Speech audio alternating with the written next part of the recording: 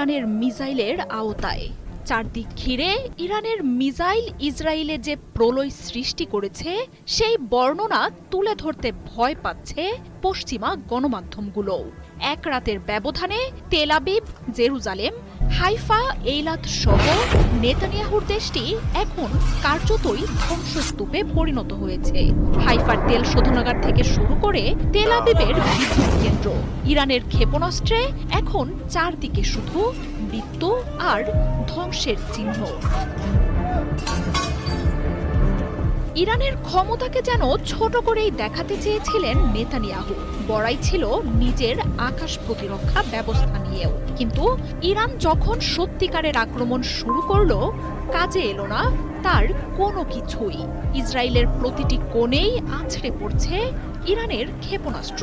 রবিবার Petah Tikva শহরে মিসাইলের আঘাতে ভেঙে পড়েছে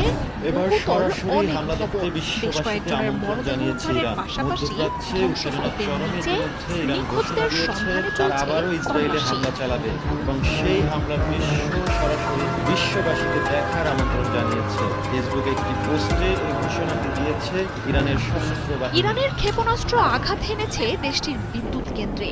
ইসরায়েলের মধ্যাঞ্চল এখন ঢেকে গেছে অন্ধকারে।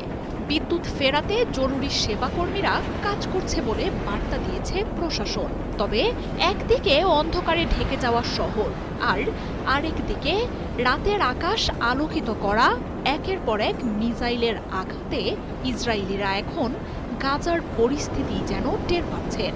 গণমাধ্যমগুলো বলছে বাতিয়াম সহ তেল আবিবের আশেপাশের এলাকাগুলোতে এখন শুধুই বিস্ফোরকের গন্ধ।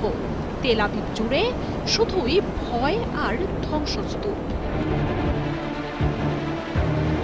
তবে ইরানের হামলায় সবচেয়ে বেশি ক্ষয়ক্ষতির মুখে পড়েছে ইসরায়েলের সাজানো গোছানো গুরুত্বপূর্ণ বন্দর নগরী হাইফা।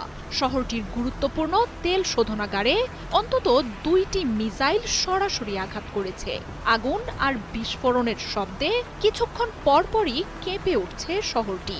ক্ষয়ক্ষতির মাত্রা এতটাই যে শহরটিতে গণমাধ্যম কর্মীদের প্রবেশে বিধিনিষেধ জারি করেছে নেতানিয়াহুর প্রশাসন। কিরাত ঘাট অঞ্চলে ভেঙে পড়া ভবনের নিচ থেকে উদ্ধার করে হাসপাতালে নেওয়া হচ্ছে হতাহতদের। দেশ জুড়ে ক্রমাগত হামলায় ইসরায়েলের স্বাস্থ্য ব্যবস্থা এখন ভেঙে পড়ার মুখে। সময়ের সাথে সাথেই হামলার তীব্রতা আরও বাড়াচ্ছে ইরান।